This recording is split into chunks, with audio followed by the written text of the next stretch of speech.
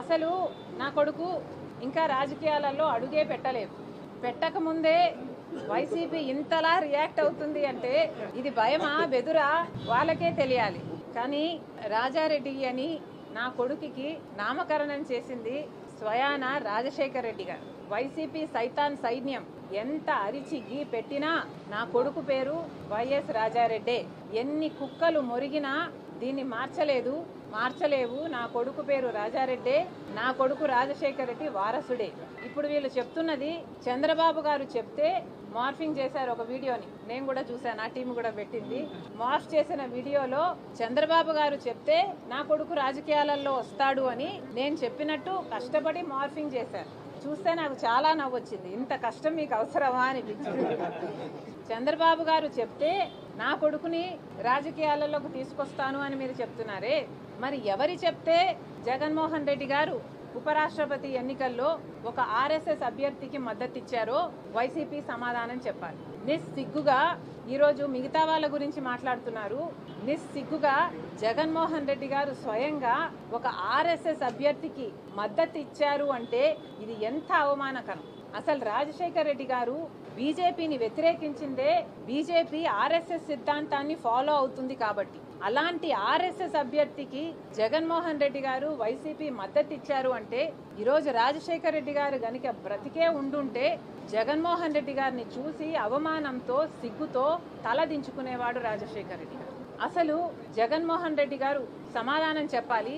సుదర్శన్ రెడ్డి గారికి మీరు ఎందుకు మద్దతు ఇవ్వలేదు? సుదర్శన్ రెడ్డి గారు ఒక తెలుగువాడు. సుదర్శన్ రెడ్డి గారు సుప్రీం కోర్టులో జడ్జిగా పనిచేసిన వాడు. సుదర్శన్ రెడ్డి గారు కాన్స్టిట్యూషన్ తెలిసిన వాడు, కాన్స్టిట్యూషన్ కోసం ప్రాణమైనా పెట్టేవాడు.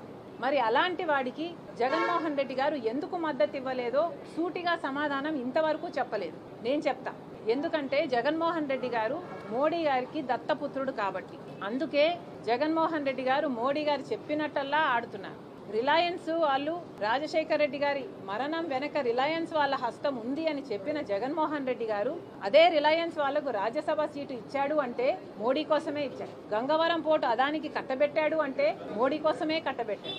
5 ఏళ్లు అధికారంలో ఉండి ప్రతి బిల్లుకు బీజేపీకి మోడీ గారికి మద్దతు ఇచ్చారంటే దానికి కారణం జగన్మోహన్ రెడ్డి గారు మోదీ దత్తపుత్రుడు కాబట్టి.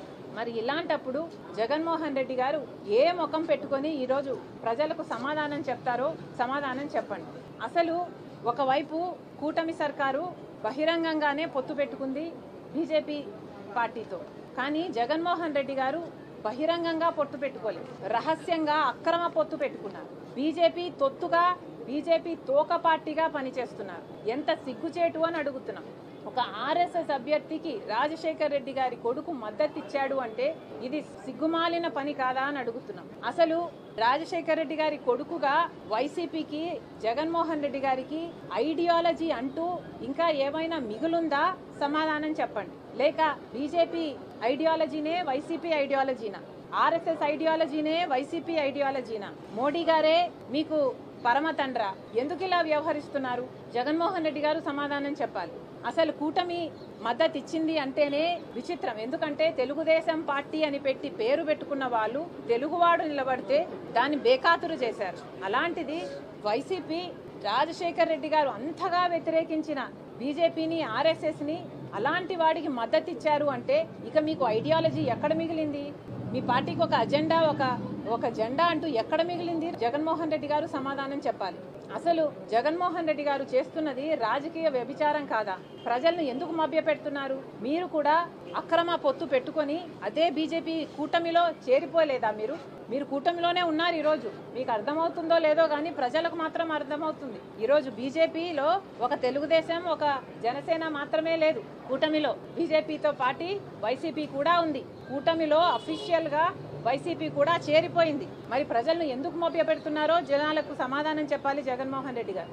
నిజంగా మీకు దమ్ముంటే అవును మేము బీజేపీకి తోక పార్టీయే, తొత్తు పార్టీయే అని జగన్మోహన్ రెడ్డి గారు ఒప్పుకోవాలి.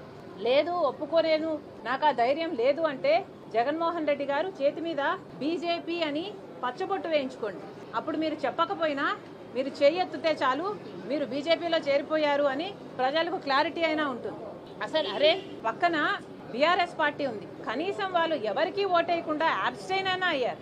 ఆ మాత్రం ఇంగితం కూడా లేకపోయింది వైసీపీకి.